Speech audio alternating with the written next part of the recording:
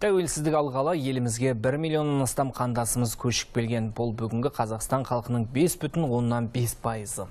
Жалпы қазақ көші-қонына негіз болған маңызды құжат тәуелсіздік алуға санаулы күндер қалғанда, яғни 1991 жылдың 18 қарашасында Нұрсұлтан Назарбаевтың бастамасымен қабылданған болады. Бүгін сол құжатқа 25 жыл.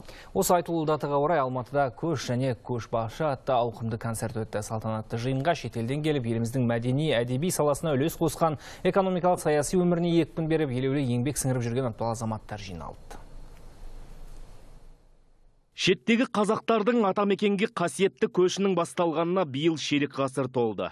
Осыдан 25 жыл бұрын елбасымыз Нұрсұлтан Назарбаевтың Қазақстан әлемдегі барша қазақтың құтты қара шаңырағы деген бір ауыз сөзі тарихи отанына оралғысы келетін қандастар үшін туған жерге төте жол ашты. Тағдырымыз солай боп, Еуропадан да, Азиядан да тың жерді көтереміз деп, қазақтың санын азайтамыз деп көп бұлтты болдық. Оны кемшілік деп санамау керек, артықшылымыз деп санамау керек. Сондықтан біз әр ұлттың халқын бауырымызға басып үйренген халықпыз. Ал енді шетелден көшіп келеміз деген өз қазақтарымызды бауырға баса алмаймыз ба сонда? Елбасының осы сөзінен кейін елге ағылған қандастардың қарасы бірден артты. Сонау 90-шы жылдары туған жерге табан тигендердің бірі Сыдық Дәулетов. Ол Қарақалпақстаннан көшіп келді. Сол кездегі елдегі экономикалық қиындықты бастан өткерген Дәулетовтер отбасы түйе шаруашылығын қолға алды. Әуелде бір түйенің сүтін сатып, нәпақа тапқан Сыдық қазір 5000 түйесі бар шаруашылықтың ісін ілгерілетіп, тасын өрге домалатып отыр. Осылайша кәсіпкер ауыл шаруашылығына салмақты үлес қосып келеді. Қазақстанның жерінің көпшілігі бұл шөлейт болып келеді. Ол осы түйе малын өсіруге өте ыңғайлы. Bir күнді ойламау керек. Мынау алдағы 10 жыл, 20 жылда не болатынын ойлап жұмыс жасау керек. Ал Қытайдың Алтай аймағынан оралған Мақсат Әбдіқадырұлы егемен елдің медицина саласына жаңа екпінмен келді.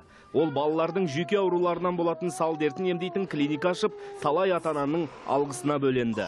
Бүгінде бұл мекемеде 32 адам жұмыс істейді. Осы күнге дейін клиникада 50 мың адам медициналық көмек алған. Ауыр науқасқа шалдыққан 1400 бала емделді.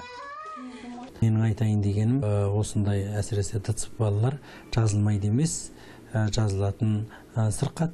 Қанша ерте емдессеңіздер, нәтиже сонша жақсы болады, үміт үзбеңіздер. Біз ел дамуына үлес қосып жүрген екі азаматқа ғана тоқталдық. Ал деректерге сүйенсек, бүгінде шеттен келген қандастарымыздың арасында 100-ге жуық ғылым докторы, 300 ғылым кандидаты, 2000-нан астам ғылыми шығармашылық қызметкер, 15 мыңы білім беру саласында, ал 10 мыңға тарта медицина саласының маманы елеулі еңбек етіп келеді.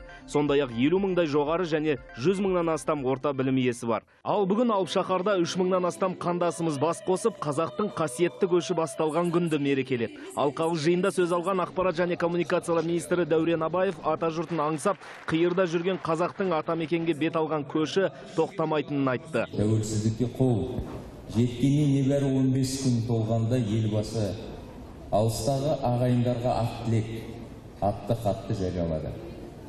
Құдайға шүкір, өз билігіміз өз қолымызда тиді.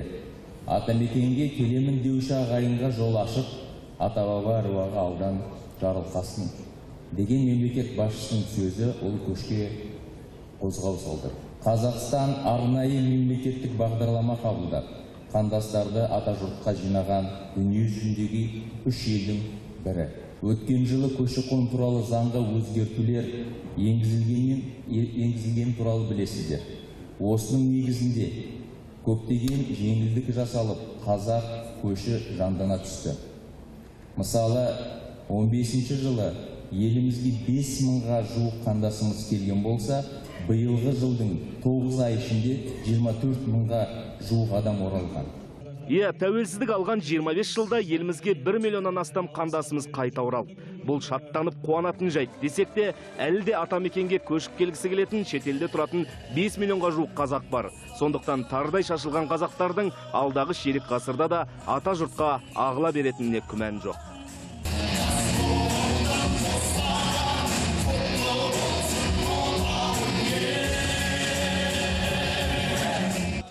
Алматы Әбдіраман, Амангелді Сейтхан, Ержан Жаңбырбай, Қазақстан ұлттық телеарнасы.